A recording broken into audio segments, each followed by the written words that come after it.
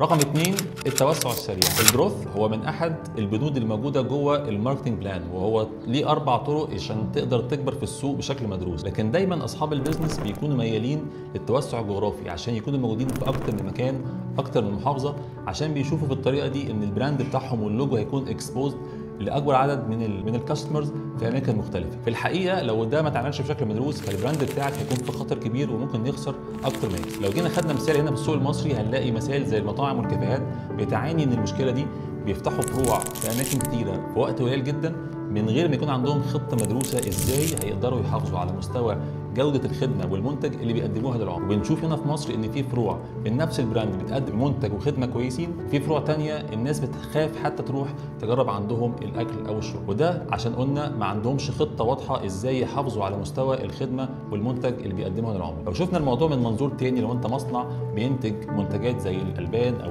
السناكس وعايز تبدا توصل لاماكن جغرافيه جديده زي الدلتا والصعيد والمحافظات،